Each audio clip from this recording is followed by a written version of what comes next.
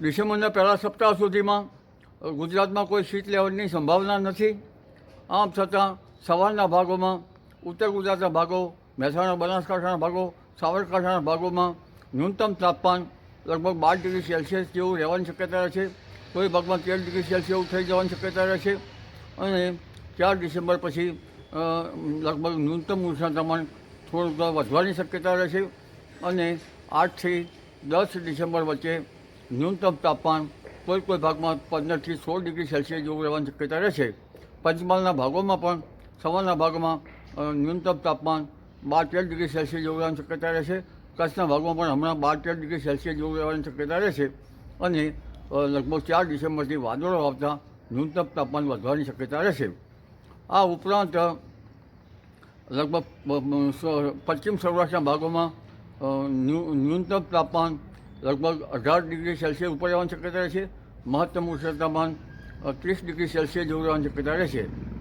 આ ઉપરાંત રાજકોટના ભાગોમાં પણ ન્યૂનતમ તાપમાન ઓછું રહેવાની શક્યતા રહેશે. સુરેન્દ્રનગરના ભાગોમાં પણ ન્યૂનતમ તાપમાન ઓછું રહેવાની શક્યતા રહેશે. જૂનાગઢના ભાગોમાં પણ ન્યૂનતમ તાપમાન લગભગ ઓછું રહેવાની શક્યતા રહેશે. દરિયા કિનારાના કેટલાક ભાગોમાં ન્યૂનતમ તાપમાન વધવાની શક્યતા રહેશે.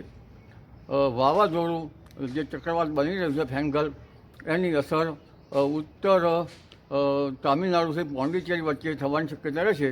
અને 30 નવેમ્બરથી લગભગ તેની અસર થવાની શક્યતા રહેશે. 2 ડિસેમ્બર સુધી કચ્છ ભાગોમાં ભારે વરસાદ થવાની શક્યતા રહેશે.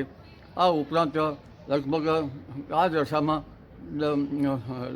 આંધ્રપ્રદેશ, દક્ષિણ ભારતના ભાગોમાં ભારે વરસાદ થવાની શક્યતા રહેશે. અને લગભગ 4 થી 8 ડિસેમ્બર વચ્ચે ત્યાંની અસરો, જે વાવાઝોડા ફેંકલની અસરો બંગાળ ઉપસાગરમાં થતાં બંગાળ ઉપસાગરમાં ડીપ ડિપ્રેશન બનવાની શક્યતા રહેશે 4 થી 8 ડિસેમ્બર. પરંતુ ત્યાંનો માર્ગ ઓમાન તરફ જવાની શક્યતા રહેશે. અને તેના લીધે બંગાળ ઉપસાગરના અસરના લીધે અને અરબ સાગરના ડીપ ડિપ્રેશનના લીધે દક્ષિણ મહારાષ્ટ્રના ભાગોમાં, મુંબઈના ભાગોમાં વરસાદ થવાની શક્યતા રહેશે. તેમજ વિદર્ભના ભાગોમાં કંઈક અસર થવાની રહેશે.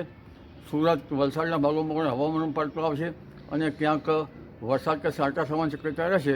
અને લગભગ ગુજરાતના ઘણા ભાગોમાં, લગભગ રાજસ્થાનના ભાગોમાં પણ હવામાનમાં પલટો આવશે. અને અન્ય ભાગોમાં પણ હવામાનમાં પલટો આવવાની શક્યતા રહેશે.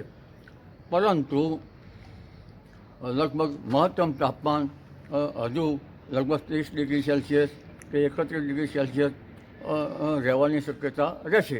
જી.